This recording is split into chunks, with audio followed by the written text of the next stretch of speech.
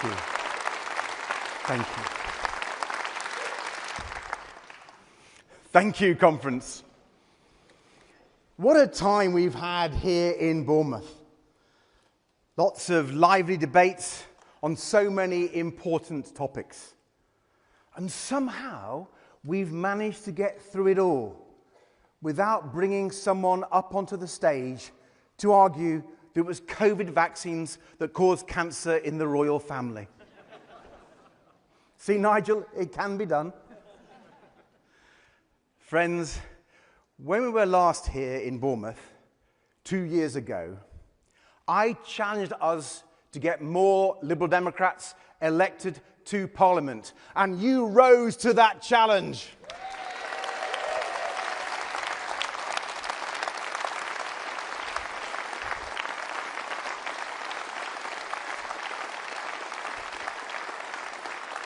Thank you, thank you. I said we needed to get the Conservatives out of number 10, and you got that job done too. And now our new team of 72 MPs are getting their jobs done for their constituents. 72 brilliant community champions fighting for their local hospitals and schools, local businesses, and their local environment too. Paying back the trust of voters by working hard for their communities every day. But look at the job our new team is doing in Parliament too. Look at the big changes we have won in the last year alone. Stronger protections for survivors of domestic abuse.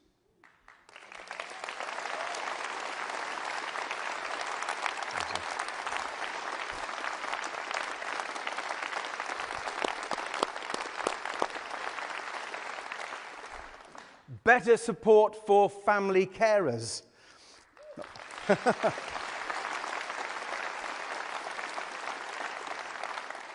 A sunshine bill to put solar panels on every new home.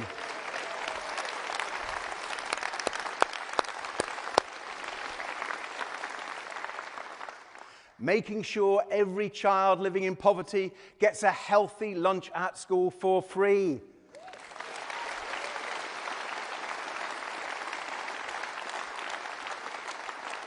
So much progress. And none of it happens without Liberal Democrats in Parliament. An amazing record of achievement already, and we're planning much more. We followed up last year's historic national success with this year's set of fantastic local election victories. Gaining more councillors for the 7th year in a row. Our best ever winning streak.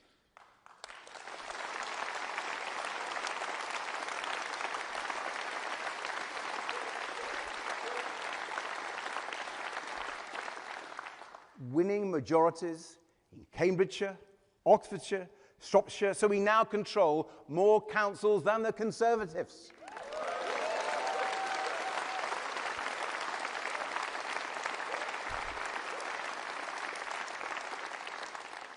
Winning more council seats than either Labour or the Conservatives for the first time ever in our party's history.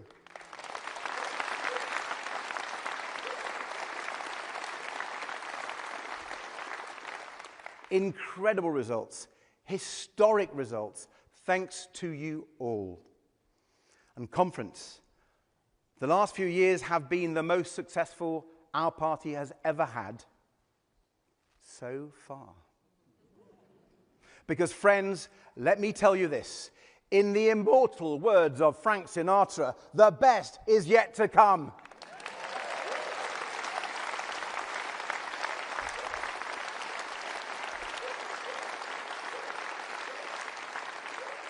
And yes, friends, I will keep doing it my way. So, get the bungee harness ready.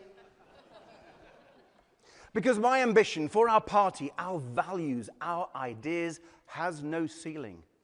And our ambition for our country has no ceiling either. With the threat that reform now poses to our country and our democracy. Friends, we have a moral responsibility to aim high. And we have a historic opportunity to win big as the only party now representing the views and values of Britain's decent, silent majority.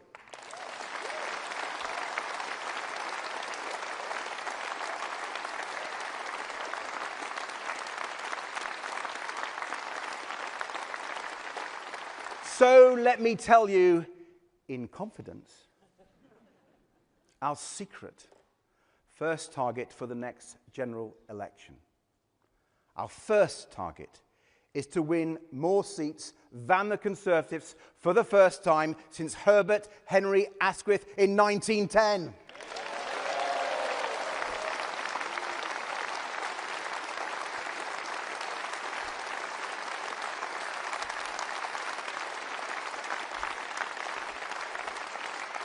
Now, we have even more ambitious targets than that, but let's start with the Tories. For when it comes to the Conservative Party, you might have thought the scale of their defeat would have forced a bit of introspection. Maybe they'd apologise, show a hint of contrition, self-awareness. But no.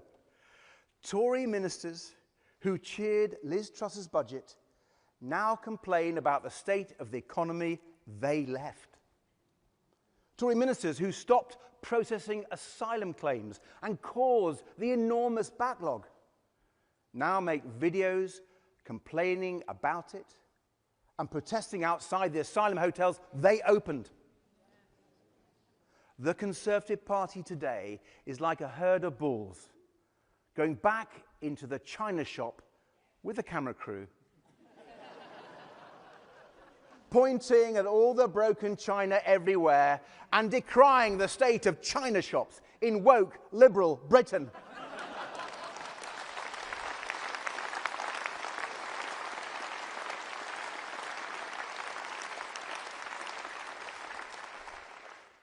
The Conservative Party.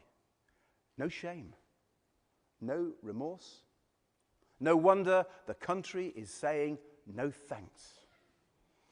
Conference, I've lost count of the people who've told me they voted Conservative all their lives, but now they switch to the Liberal Democrats.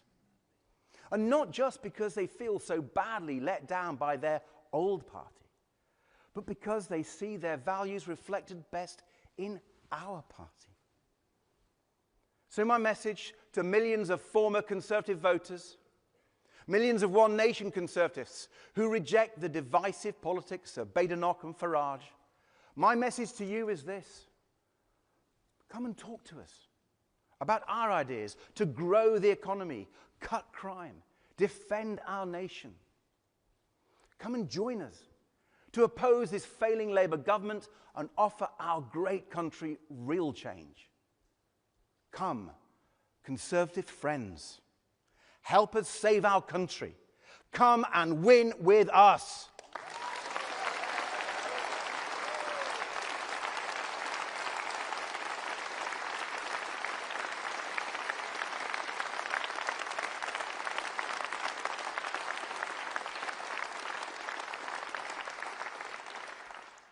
Friends, I'm going to let you in on another secret about our plans for the next election.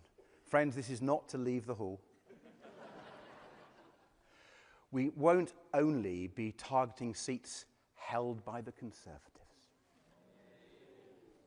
I said before the election that just getting the Conservatives out of power wouldn't be enough. We were all worried, weren't we, that Labour wouldn't be nearly ambitious enough to make the big changes our country needs. I really hoped Labour would prove us wrong. But they haven't, have they? They've no vision for our country's future, no plan to really change things. Conference, don't just take it from me. That's what Labour MPs and Labour members are saying about their own government. After being failed and neglected for so long, the country needed leadership, clarity, vision. It needed the government to succeed, to turn things around, to just be better.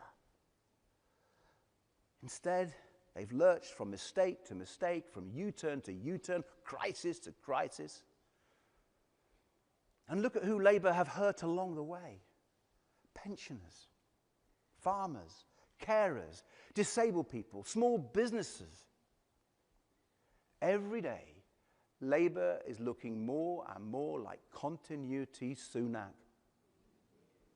And yet our country is still crying out for change. And as every day goes by, it gets clearer. The two old parties can't deliver that change.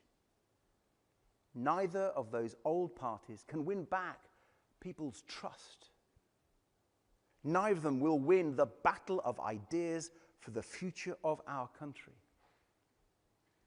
So it comes down to us or Nigel Farage.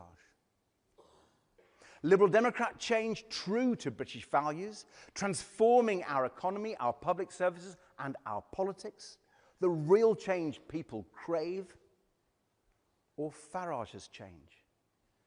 Change away from the country we love. Change towards Trump's America. Just imagine if you can bear it. Imagine living in the Trump-inspired country Farage wants us to become, where there's no NHS. So patients are hit with crippling insurance bills or denied healthcare altogether. That is Trump's America. Don't let it become Farage's Britain.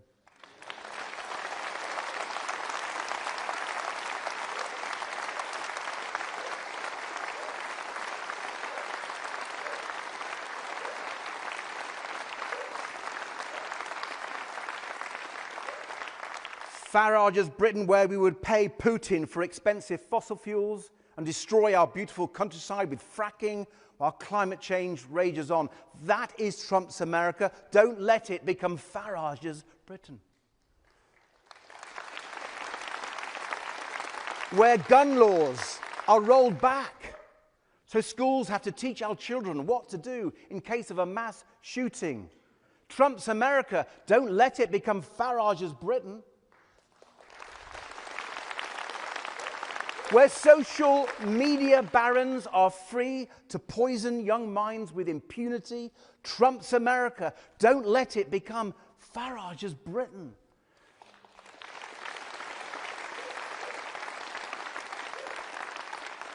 Where the government tramples on our basic rights and freedoms unconstrained by the European Convention on Human Rights.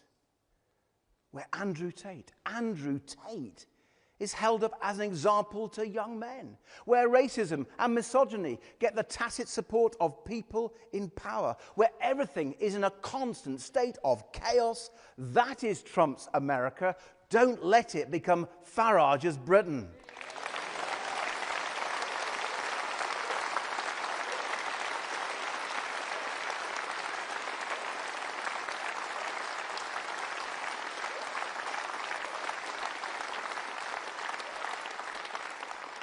Instead of the real change Liberal Democrats have always championed, the change our country desperately needs, Farage is picking off groups of people one by one. If you've got a mental health problem, Farage says you're probably making it up, even as suicides have risen to a 25-year high. If your child is disabled or has special needs, Farage says it's been wrongly diagnosed, even as parents struggle against the crisis in send. But of course, it's on immigration where he claims to offer the change people want. So, let's look at Farage's record on immigration. Who was it who campaigned to rip up 27 return agreements where in the EU, the United Kingdom could legally and fairly return people who had no right to be here? Yes, it was Boris and the Conservatives, but it was also Nigel Farage.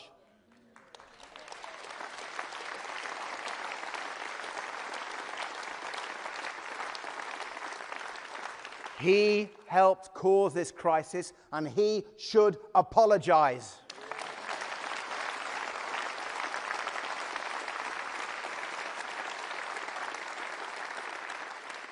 And look at this hypocrite's big announcement on deportation last month. Look at what his plan really means. Sending men, women, and children who have fled the Taliban back to Afghanistan to be murdered by them. And even paying the Taliban to do it. That isn't patriotic. That isn't British. That isn't who we are. And that's why it's so frustrating, so infuriating that Farage gets such an easy ride from the media.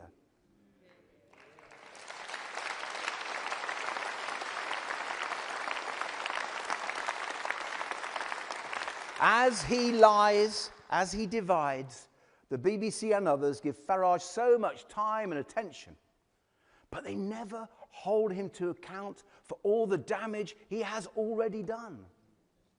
The damage of Brexit, Farage was Brexit's champion. The damage of Donald Trump, Farage campaigned for him. All the damage of Boris Johnson and Liz Truss, Farage backed them both. So much that is broken in our country today is broken thanks to Nigel Farage.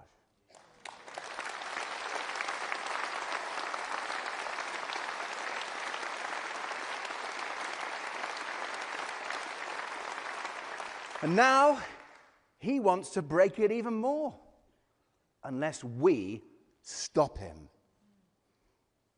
That will not be easy. The forces of darkness are working together across the whole globe. We all saw another agent of chaos last weekend, Elon Musk, inciting far-right violence on our streets. Just like all those revolutionary leaders throughout history, bravely issuing his call to arms by video link. From an undisclosed location, thousands of miles away, conference, he's certainly no craven coward, is he?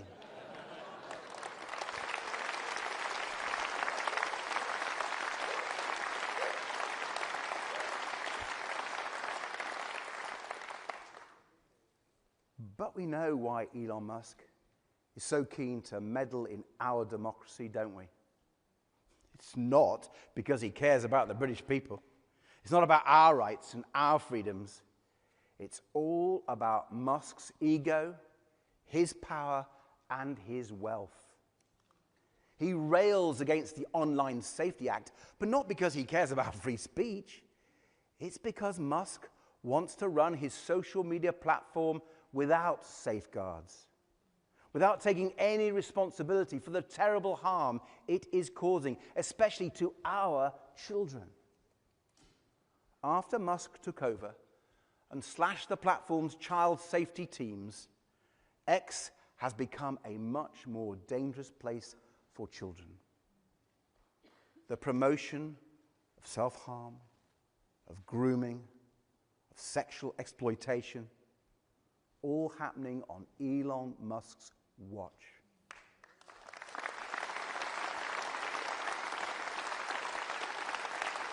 No wonder he wants to get rid of the laws to tackle it. And Nigel Farage says we should give Musk what he wants. A Wild West on social media that only benefits Musk and his bank account while our children suffer.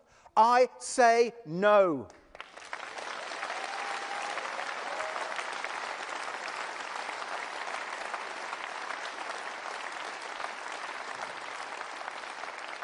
The UK must stand up to Elon Musk and properly enforce our laws so he can't get away with inflicting harm on our children, holding the powerful to account, no matter how powerful they are. It's what liberals are all about.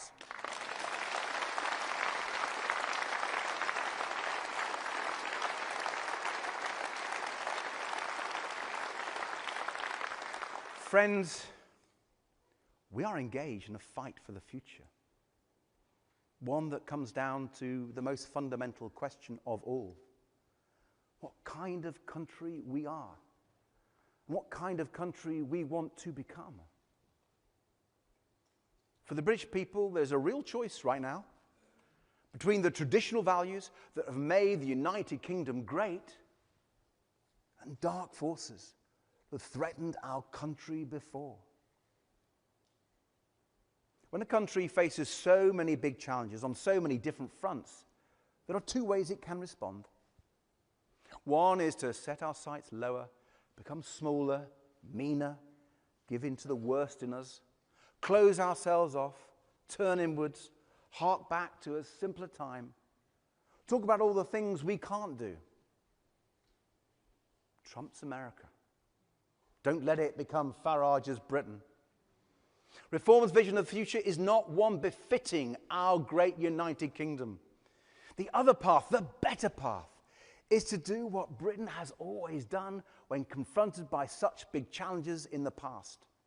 Rise to them together with guts, determination, and hope. You see, I start from a deeply optimistic view of our country.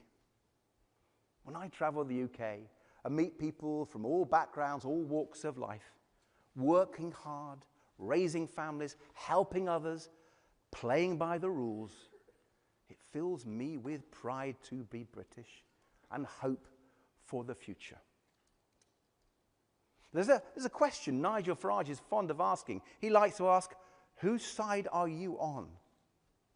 Well, we know the answer. Nigel Farage is on the side of Elon Musk, Vladimir Putin, and Donald Trump.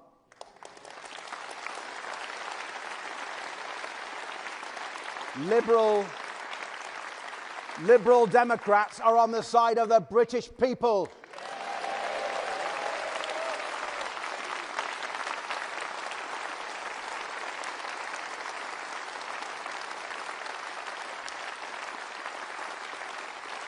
Because, unlike Farage, I actually love Britain. I'm proud of our country.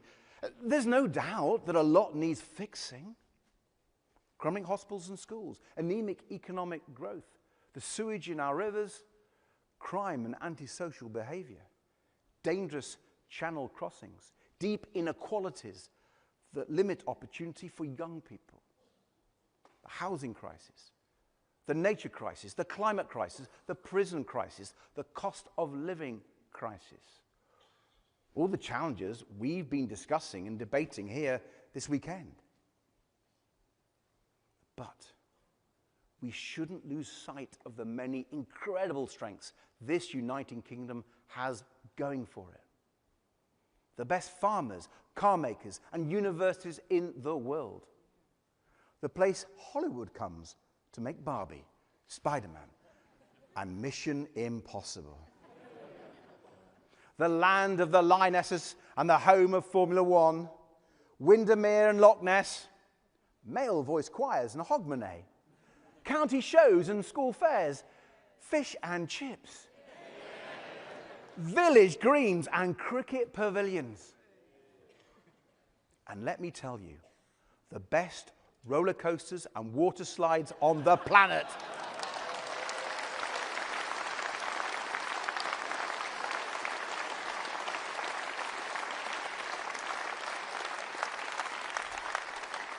So much to celebrate about our country. But above all, our strength lies in the British people and our shared British values. We are a nation that believes in tolerance, decency, and respect for both individual freedom and the rule of law. That is our United Kingdom. And that is why I am so confident that together we can get things back on track. Because the crises we face, these are not the failings of the British people, they are the failings of governments, Labour, Conservative, and SNP. And we know that there are no failings of British governments that cannot be put right by the talents of the British people, as long as they have the power and the freedom to make it happen, and the powerful vested interests are held to account. And friends, if we are to win this fight for British values, we need to show that the change Liberal Democrats want is the change the British people want too. And that starts with the economy. We must show, we can show, that only Liberal Democrat change will fire up our economy again. We have to get our economy growing strongly for so many reasons. To end the cost of living crisis and boost people's living standards. To create good jobs and real opportunities for people in every part of the United Kingdom. To generate the revenues we need for the National Health Service and our other public services, and raise the money we need for our national defence too. But another benefit of strengthening the British economy is that it would strengthen our hand in dealing with Trump. And here again, only we Liberal Democrats have set out plans for the economy that are both transformational and achievable. Plans to rebuild our relationship with Europe, tearing down the conservative trade barriers with a new customs union.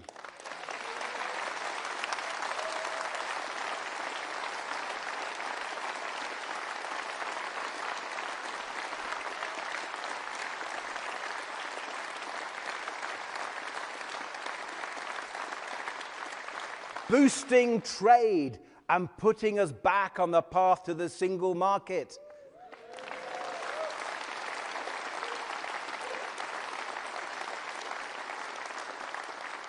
Conference, there is no serious strategy for restoring economic growth that doesn't involve rebuilding Britain's relationship with Europe.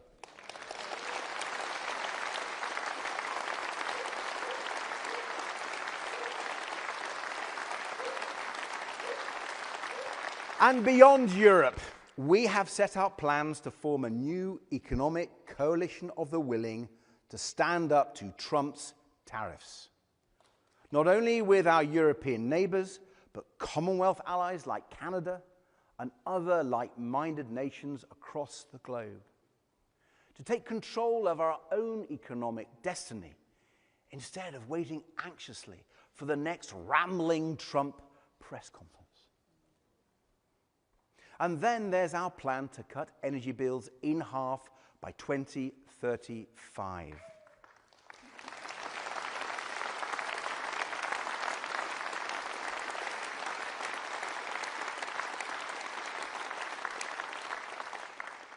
Liberal Democrats want to make sure everyone feels the benefits of the cheapest forms of electricity, wind and sun, helping families, pensioners and businesses with energy bills out of control due to gas prices and failed Tory energy policies.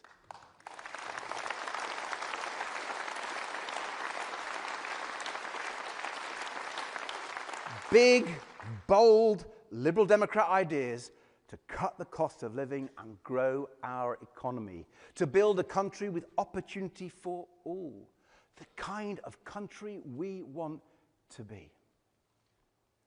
And there's something else, something that crystallized for me in something Emily said during the election campaign last year, when we were talking about the future we hoped for our son John. Emily said, what you've got to have is a caring community, a caring society. That's our best hope for the future. A caring society, a caring country. That's the kind of country we want to be. A country that properly values care and properly values carers too. This is personal for me, as you know, but it's something our party has always fought for. Last month, our Liberal Democrat family mourned the loss of the wonderful Annette Brooke here in Dorset. And it's been striking to hear the word so many people most associate with Annette: caring. In Parliament, Annette campaigned on behalf of blind children and young carers.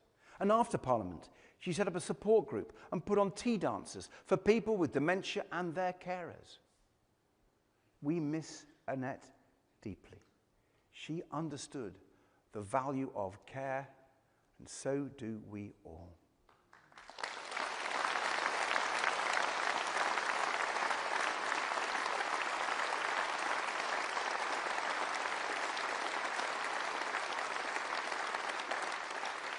And that's why we have been standing up for family carers, including those hit by the appalling carers allowance scandal.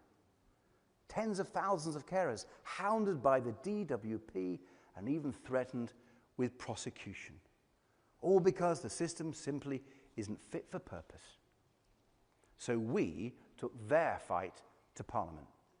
I raised it directly with the Prime Minister, we forced a vote on it, and with the Guardian newspaper, we secured an independent review. But of course it's not over. When that review concludes, and I hope it's soon, that will be the moment for the government to finally overhaul the way we support family carers. Not just to make some tweaks and tinker around the edges, but put in place a system that actually reflects the reality of life as a carer. A system that makes it easier to juggle work with caring responsibilities.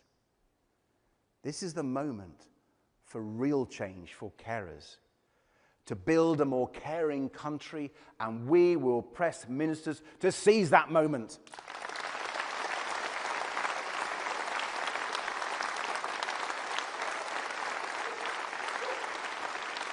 And conference, we want to be a caring country that honours the ideals of the NHS. Not just in words, not just in theory, but in practice. High quality healthcare, free at the point of use, and crucially, accessible to everyone, wherever and whenever they need it. Whether that's the mum trying to find an NHS dentist for her daughter, the pensioner trying to get an appointment to see his GP, the teenager dialing 999 because his dad's had a heart attack, or the family whose world has just been turned upside down by a cancer diagnosis. A caring country. When we were here in Bournemouth 2 years ago, I told you about a man called Ian, an engineer from Nottingham, like me, who'd lost both his parents to cancer when he was young, like me. Ian had been diagnosed with bowel cancer, a small stage 1 tumour, operable. But he was kept waiting 4 months before starting any treatment. His cancer progressed to stage 4 and spread to his liver, inoperable. I said then that we owed Ian better than that. I said we would make cancer a top priority. And when we launched our manifesto last year, I got a lovely message from Ian. He told me how pleased he was that we had included a cast iron guarantee for every cancer patient to start urgent treatment within 2 months. Please keep pushing this, he wrote. And we have. In March, I got another message, this time from Ian's best friend, to say Ian had sadly passed away. Ian will never get to see the 10-year cancer plan that patients were promised more than 3.5 years ago. But I hope it will come very soon and be as ambitious as today's cancer patients and the patients of tomorrow need it to be. Ian will never get to see whether our 62 days cancer guarantee gets written into law. But he asked me to keep pushing for it, and I promise you, Ian, we will.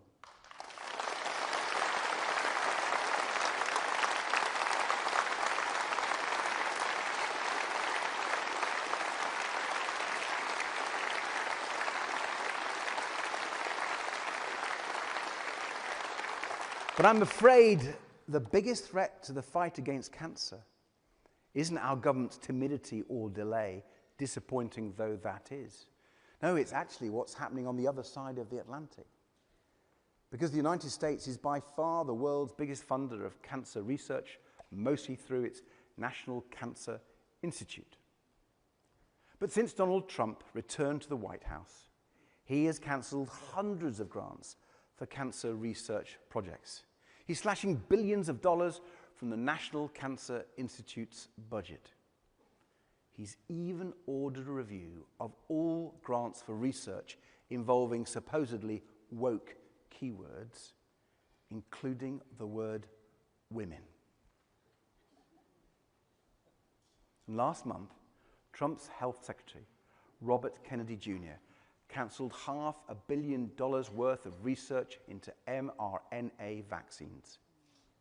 He did it based on totally false conspiracy theories about these life-saving vaccines, the same type of vaccines that protected us from COVID just a few years ago. Not only do we need these new vaccines in case of a future pandemic, but they have incredible potential for treating cancer too. They can be tailored to each person's particular cancer, allowing the body to attack cancer cells and stop them from spreading.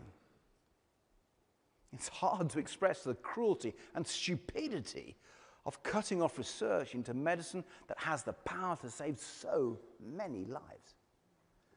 A decision, by the way, that was enthusiastically applauded by Farage's party at their conference. Trump's America, don't let it become Farage's Britain.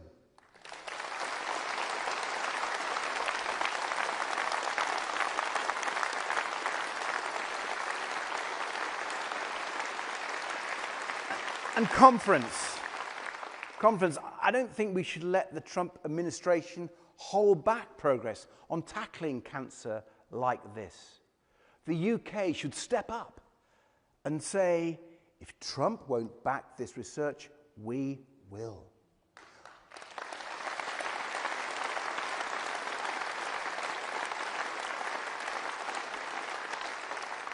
We'll boost funding for cancer research in the UK. We'll build a national cancer research institute after it was closed under the Conservatives to coordinate research and drive it forward.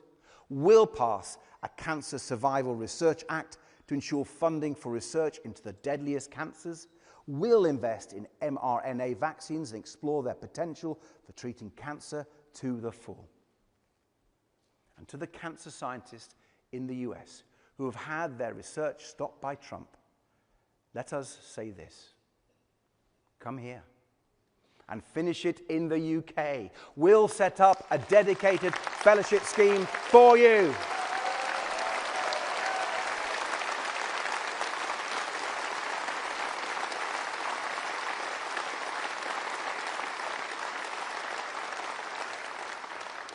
The United Kingdom stepping into the vacuum left by Trump's anti-science agenda, especially after the dangerous nonsense he's peddling today about paracetamol for pregnant women.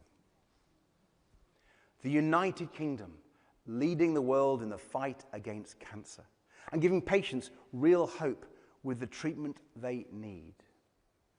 Britain delivering on the promise of the NHS, a caring country, a healthy country, a great country. That is the kind of country we want to be. So, despite all the challenges, I have no doubt that together we can build a better future for our country, guided by our British values and our liberal principles. But if we are to change our great country for the better, we have to help change our world for the better too. Too many of the threats the UK faces are international ones, from Putin's Russia to climate change, from international crime gangs to foreign conflicts that cause chaos around the world and wash up on our shores. So the UK must stand tall on the world stage, stand together with our allies, stand as a force for good, as we have done, proudly, in solidarity with Ukraine as they resist Putin's brutal war machine.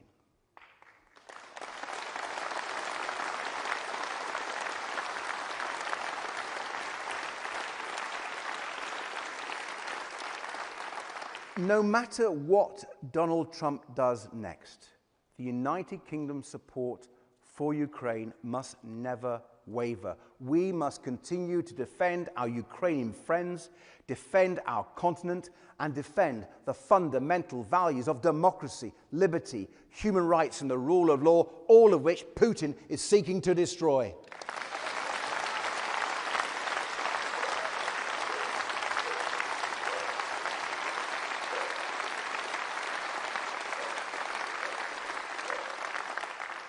Democracy, liberty, human rights, and the rule of law. Our United Kingdom is at its best when it proudly champions these fundamental values. And that means taking action when they are being trampled over, as they are undeniably right now in Gaza. Friends, I traveled to Israel and Palestine last year. I saw the devastation in the kibbutz raided by Hamas terrorists on October the 7th. I joined mourners at the site of the Nova Music Festival, grieving the loved ones brutally slain by terrorists. I spoke with the families of hostages who are still held captive almost 2 years later. I completely share their condemnation of genocidal Hamas. I completely share their determination, their desperation to get the hostages home. And I utterly condemn anti-Semitism in all its forms, including here on our streets in the United Kingdom.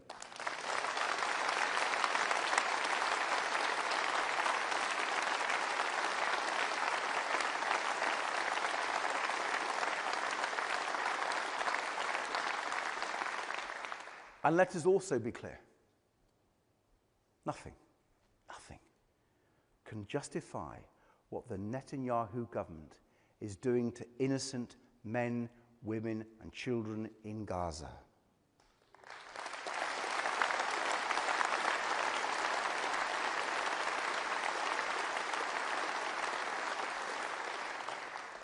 We've all seen it. The baby boy, starving and skeletal, held tight in his mother's arms. The crowds of desperate people rushing to get food. The bodies of children killed as they queued for water. Children. A famine unfolding before our eyes.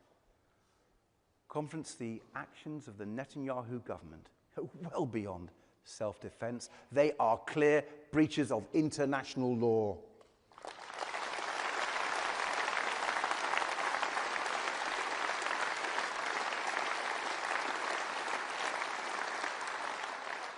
I think Omer Bartov, an Israeli historian and former IDF soldier, puts it simply but clearly.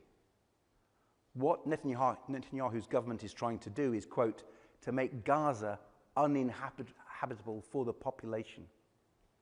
Now, there is a case on this before the International Court of Justice, and it is right that we as a party support that process and respect the role of the international courts in upholding and enforcing the Genocide Convention. But the court is unlikely to be able to give its judgment for another 2 years or more.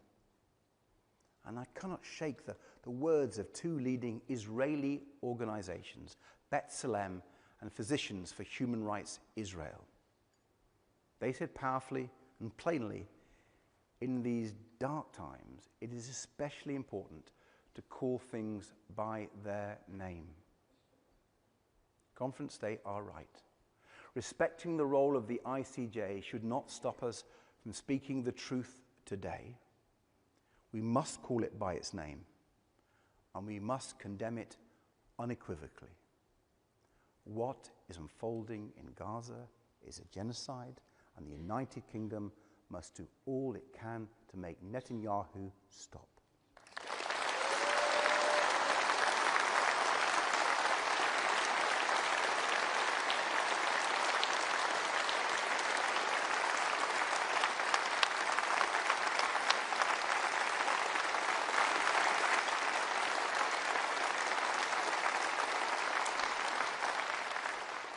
And when I criticize Prime Minister Netanyahu, I do it as a friend of Israel, knowing that his government's actions do not represent the Israeli people. I stand shoulder to shoulder with the Israeli parents of hostages still held captive by Hamas, and who desperately want their government to change course. Like Itzik Horn, who I met when I was in Israel, and who last week called on Netanyahu to sit down with him and explain why his son, Eitan, is still rotting in a tunnel. Conference, I want to get Eitan home to his dad. I want to get all the hostages home. This has to stop. And I'm proud that the United Kingdom has finally recognized the independent state of Palestine, something we have rightly led the charge on for almost a decade.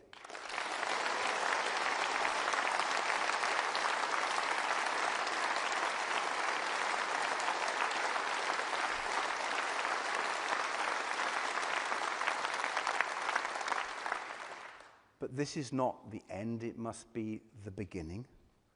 The moment that the UK finally steps up and does everything we can to end this appalling cycle of bloodshed, to get the hostages home, to end the aid blockade, to build a viable Palestinian state without Hamas, to secure a two-state solution, the lasting peace that both Israelis and Palestinians deserve. Just imagine the United Kingdom leading again on the world stage, standing up for our values in the Middle East, in Europe, and across the world, and here at home. Our United Kingdom, not Trump's America, not Farage's Britain, a country where everyone's rights are protected and respected. Our United Kingdom, not Trump's America, not Farage's Britain. A country where we take care seriously and fix our NHS. A country that tackles climate change and protects our natural environment. A country with a thriving, dynamic economy that rewards aspiration and gives everyone the chance to succeed. Our United Kingdom, not Trump's America, not Farage's Britain. A country where everyone has real power to make decisions about their own lives and where the powerful are held properly to account. That's our United Kingdom. That's the country we want to be. That is the change we want to make.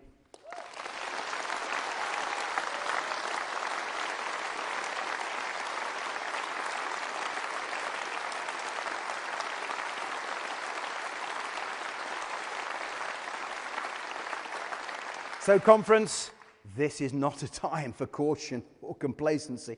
After the chaos and destruction of the Conservatives, amid the mistakes and disappointment of Labour, the failures and divisions of the SNP, and up against the dangers and lies of reform, we are in a battle for the very future of our country. And it's a battle we cannot afford to lose.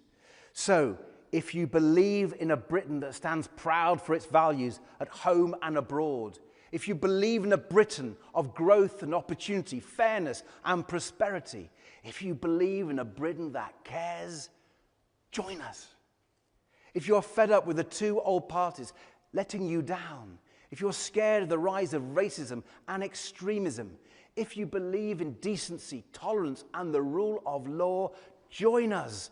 Because we believe in the British people, we love our country, and together we can change it for good. Thank you.